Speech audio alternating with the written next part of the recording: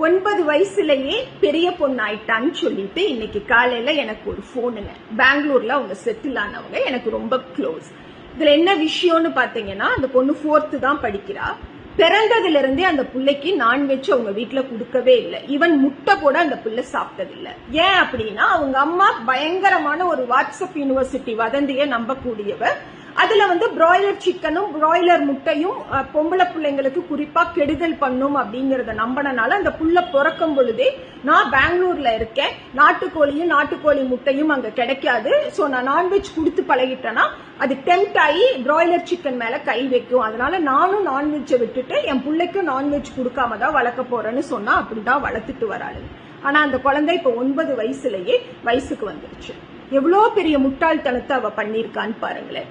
அதுலயும் எங்க ஊர் பக்கம் இந்த கோயம்புத்தூர், ஈரோடு, திருப்பூர் இருக்கு பாரு, ஐயோ பிராய்லர் சிக்கனா, ஐயோ பிராய்லர் முட்டையா குடுக்கற, நாங்கெல்லாம் கையில கூட தொடுறது இல்ல, எங்க குழந்தைங்களுக்கு இப்ப வரைக்கும் கொடுத்து பழக்கினதே இல்லை.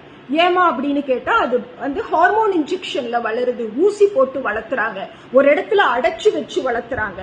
பிராய்லர் கோழி சாப்பிட்டோம்னா அப்படியே உட்கார்ந்து இருப்போமா, நாட்டுக்கோழி சாப்பிடுற குழந்தைங்க எல்லாம் அப்படியே பறந்து விரிந்த ஒரு அறிவோட இருப்பாங்களாம். எவ்வளோ பெரிய ஒரு அறிவீனமான ஒரு செயல் தெரியுங்களா?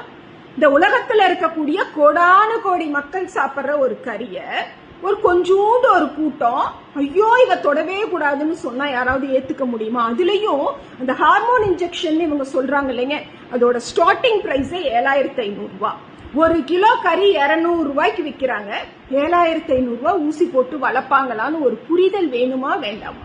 இருக்கக்கூடிய எல்லா டாக்டர்ஸும் முட்டை மாதிரியான ஒரு சிறந்த உணவு இதயத்துக்கு நல்லது பண்றது கிடையாது, நம்மளோட ஹார்ட் டிசீஸ பெருமளவு குறைக்குது, உடம்புக்கு தேவையான புரோட்டீன் கண்டென்ட் டெய்லி எக்க கன்சியூம் பண்ணும்போது அவ்வளவு சூப்பரா கிடைக்குதுன்னு சொல்லும் பொழுது அதெல்லாம் நாங்க கேட்க மாட்டோம்.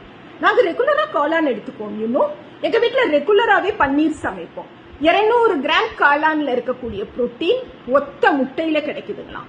200 கிராம் ஒரு பாக்கெட் காளான் வாங்கிட்டு குழம்பு வச்சு வீட்டுல இருக்க 4 பேரும் சப்பாத்தியில தொட்டு சாப்பிடுறது இப்படி. ஒரு முட்டை 5 ரூபாய்னு முக்கு மல்லிகை கடையில வாங்கிட்டு குழந்தைக்கு ஆம்லேட் போட்டு தரது எப்படின்னு தயவு செஞ்சு சிந்திச்சு பாருங்க. அதாவது நான் சிக்கன் சாப்பிட மாட்டேன், முட்டை சாப்பிட மாட்டேன், ஆனா முட்டி வலிக்குது, முழங்கால் வலிக்குது, முதுகு நோகுதுன்னு ஹாஸ்பிட்டல்ல கொண்டு போய் ஆயிரக்கணக்கில் பணத்தையும் செலவு பண்ணிட்டு மன உளைச்சலோட சுத்துவேன்னு யாராவது இருந்தீங்கன்னா, இனிமேலாவது டெய்லி முட்டை சாப்பிடுங்க, வாரத்துல 2 தடவை சிக்கன் எடுத்துக்கோங்க, உடல்நிலையில நிச்சயமா ஒரு மாற்றத்தை பார்ப்பீங்க.